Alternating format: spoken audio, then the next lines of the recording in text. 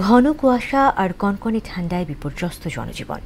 চরম দুর্ভোগ পোহাচ্ছেন খেটে খাওয়া সাধারণ মানুষ। উত্তরের জেলা কুড়িগ্রামেও একই চিত্র। দিনের বেলায়ও হেডলাইট জ্বালিয়ে ঝুঁকি নিয়ে চলাচল করছে যানবাহন, বাড়ছে দুর্ঘটনাও। নাটোর ও মুন্সিগঞ্জে নিহত হয়েছেন 2 জন, আহত হয়েছেন বেশ কয়েকজন। এদিকে ঘন কুয়াশার কারণে 7 ঘণ্টা পর দৌলতদিয়া পাটুরিয়া নৌ রুটে ফেরি চলাচল স্বাভাবিক হয়েছে। বিস্তারিত জানাচ্ছেন তাহসিন তারিন। ঘন কুয়াশায় আচ্ছন্ন চারদিক, সেই সঙ্গে কনকনে ঠান্ডা। বিপর্যস্ত হয়ে পড়েছে উত্তরের জেলা কুড়িগ্রামের জনজীবন। ব্যাহত হচ্ছে স্বাভাবিক কাজকর্ম।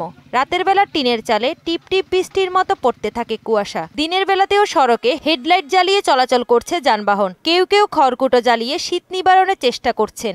এমন একটা ঠান্ডা নামছে, ঠান্ডার মধ্যে আমার খুব একটা সমস্যা, যে বাড়িতে অভাব, আমরা চলতে পারি না, কিভাবে চলবো না চলবো। এখন গরু ছাগল মানুষ যা কষ্ট, এই কষ্ট আর কত সহ্য করি। কুড়িগ্রামে এখন পর্যন্ত 11 থেকে 13 ডিগ্রি সেলসিয়াসের মধ্যে তাপমাত্রা ওঠানামা করছে। আবহাওয়াবিদরা বলছেন এই মাসে জেলায় 2টি মৃদু থেকে মাঝারি শৈত্যপ্রবাহ বয়ে যেতে পারে। আগামী 5 দিন অব্যাহত থাকবে এইরকম অবস্থা, আর কি চলমান অবস্থা অব্যাহত থাকবে। আর এই মাসে আপনার 2 থেকে 3টি মৃদু থেকে মাঝারি ধরনের শৈত্যপ্রবাহের সম্ভাবনা আছে।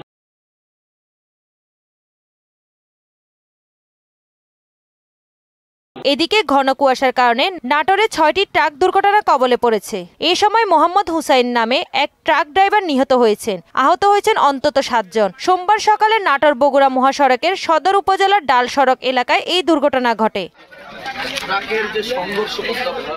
ঘন কুয়াশায় ভোরে ঢাকা মাওয়া এক্সপ্রেসওয়েতে মুন্সিগঞ্জের সিরাজদি খানের কুচিয়ামরা ধলেশ্বরী টোল প্লাজা এলাকায় পিকআপ ভ্যান ও প্রাইভেট কারের সংঘর্ষে এক নারী নিহত ও আহত হয়েছে আরও বেশ কয়েকজন। অন্যদিকে ঘন কুয়াশায় 7 ঘণ্টা বন্ধ থাকার পর রাজবাড়ী, দৌলতিয়া ও মানিকগঞ্জ পাটুরিয়া নৌ রুটে ফেরি চলাচল স্বাভাবিক হয়েছে। এর আগে রোববার দিবাগত রাতে কুয়াশার কারণে দৌলতিয়া পাটুরিয়া নৌ রুটে ফেরি চলাচল বন্ধ রাখা হয়। তাহসিন তারিন, মোহনা সংবাদ।